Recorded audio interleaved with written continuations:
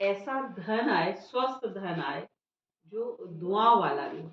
आप लोग जो धन ला रहे हैं ना, वो धन के साथ साथ दुआएं भी कमा रहे हैं, क्योंकि जिसको भी आप प्रोडक्ट दे रहे हैं, जो भी वो यूज कर रहा है, क्योंकि धन वो मार्केट में भी लगा रहा है, लेकिन जब यहाँ से लेता है तो कहीं ना कहीं उसको सुकून रहता है कि ये चीज एक तो गुणवत्ता वाली है, अच्छी है, स्वच्छ है, साफ है और ओरिजिनल है। इसलिए कहते हैं, कम खाओ, अच्छा खाओ। तो मुझे लगता है आरसीएम ये सिद्ध करता है, कम तो नहीं खाने देता है लेकिन अच्छे की गारंटी देता है। तो मुझे लगता है आप जहाँ से जुड़े हुए हैं बहुत अच्छा स्थान है, लेकिन साथ साथ मेंटल पीस, मन की शांति के लिए, सिर्फ अपने लिए नहीं, क्योंकि अब आपने समाज को आप सोचो सुरक्षित रखने का, स्वस्थ रखने का ठेका उठाया हुआ है, तो साथ साथ इसको भी साथ में ऐड करेंगे।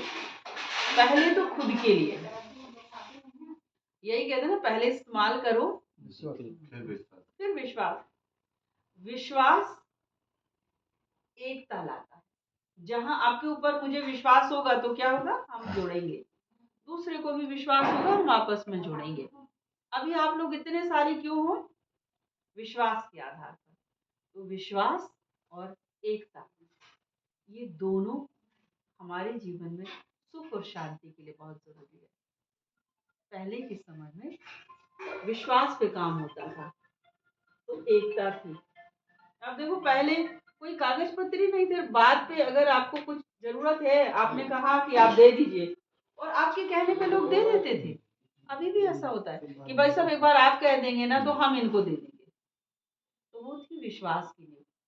अब धीरे धीरे विश्वास भी कम होता जा रहा है, एकता भी हमारी भंग होती जा रही है, तो परिवार टूटते जा रहे हैं। और बीसी छाबड़ा भाई साहब यही काम कर रहे हैं, विश्वास दिलाकर, एक बना के, नेक भी बना रहे हैं और जीवन में सुख शांति भी ला रहे हैं। मेरा तो बहुत मन है उनसे मिलने का, जब भी समय या ऐसा कुछ बनेगा, संयोग जिसको कहते हैं, तो मैं उनसे जरूर मिलना चाहूंगी कि सचमुच भगवान का उद्देश्य और उनका उद्देश्य एक ही है, मानव सेवा। क्योंकि दो ही तरह से हम मानव को सुधार सकते हैं, या तो स्वस्थ तन करके या स्वस्थ जन करके। हमारा जन भी स्वस्थ हो रहा है, दुनिया में मारपीट है, लूट है, धोखा है। जैसे अभी सुना है चावल नकली, इंसान कम से कम दाल चावल तो खाएगा, लेकिन वहां भी भरोसा नहीं है। लोग फ्रूट खाएंगे लेकिन वहां भी मिलावट है।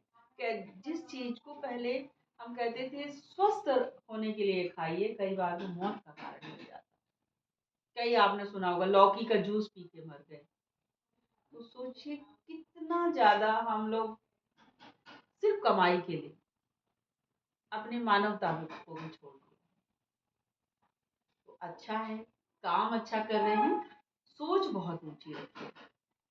आप जो सोचेंगे, हम तो ये कहते हैं, इस घर में बैठ के आप जो संकल्प करेंगे, जो सोचेंगे, 100% पूरा होता है। 99% भी नहीं, 100% पूरा होता है। ये भगवान का घर है, आपका घर है, आपके बाप का घर है। भगवान को हम क्या कहते हैं, माता पिता, है ना, कहते हैं, गाते हैं तो मात पिता हम बालक तेरे, तेरी कृपा से सुख घनेरे। तो सचमुच हम यहाँ हैं, मतलब उसकी कृपा हमारे ऊपर है। और भगवान तो कृपा का सीधा सीधा अर्थ समझाते हैं। कृपा अर्थात कर और पा। आशीर्वाद को कृपा नहीं कहते ईश्वर। तो सचमुच आपके ऊपर कृपा है, क्योंकि आप कर रहे हैं और पा रहे हैं।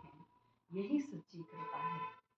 और इस कृपा को आप दूसरों के ऊपर भी बनाइए, और बना ही रहे हैं, जोड़ रहे हैं हर इंसान को, और एक सही रास्ते पर ले जा रहे हैं। तो आज गुरुवार का दिन है, सदगुरुवार का दिन विशेष दिन होता है ब्रह्मा कुमारी आश्रम में। वैसे तो भगवान को हम रोज भोग लगाते हैं, हम लोग सुबह 3:30 बजे भोग लगाते हैं। 3:30 बजे इसलिए लगाते हैं, उस समय भगवान जी फ्री रहते हैं, उस समय और किसी का भोग उनके पास होता नहीं है। तो हम जो खिलाते हैं, जिस भावना से खिलाते हैं, और कई बार किसी किसी काम से भी खिलाते हैं। भगवान ये आपके लिए भोग लाए हैं, इनके बच्चे की शादी हो जाए, इनके बच्चे की नौकरी लग जाए, तो भगवान सहज स्वीकार करते हैं। फिर 5 बजे से तो बहुत भीड़ होती है, भोग लगा रहे होते हैं लोग, अर्जी लगा रहे होते हैं। फिर दूसरा भोग लगता है हमारा गुरुवार को, विशेष भोग होता है जो सबके सहयोग से, किसी ने एक मुट्ठी चावल दिया, किसी ने एक मुट्ठी दाल दी, किसी ने शक्कर दी, तेल दिया, तो वो सारी चीजों को इकट्ठा करके फिर हम लोग हफ्ते में एक दिन वो भोग भगवान को स्वीकार करते हैं। क्योंकि वो मुट्ठी भर चावल जैसे सुदामा ने भगवान को दिए और भगवान ने स्वीकार किया, तो वो मुट्ठी भर चावल घर में नहीं दिए, कहाँ दिए, कहाँ ले जाके दिए, जंगल, द्वारिका में जाके, जहाँ भगवान थे पोटली बनाकर वहां ले गए और वहां पर स्वीकार कराए। आज भी आप द्वारिका जाएंगे तो वहां प्रथा है, एक मुट्ठी जी भेंट द्वारिका में पोटली बनाकर ले जाते।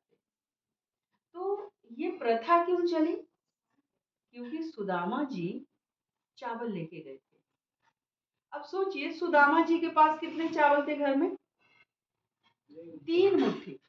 एक भी चावल नहीं था, दूसरों के हाँ, भिक्षा मांग के हाँ, उन्होंने वो 3 मुट्ठी चावल उन्हें मिले और वो उनके पूरे दिन भर की कमाई थी। 3 मुट्ठी चावल परिवार पालन की कमाई या वो साधन था, और वो कहाँ ले गए? भगवान को अर्पित करने के लिए ले गए। हम लोग 1 मुट्ठी 2 मुट्ठी चावल चढ़ाते हैं, हमारे पास कितने हैं भाई? मुझे नहीं लगता किसी के घर में 5 किलो से कम चावल होगा।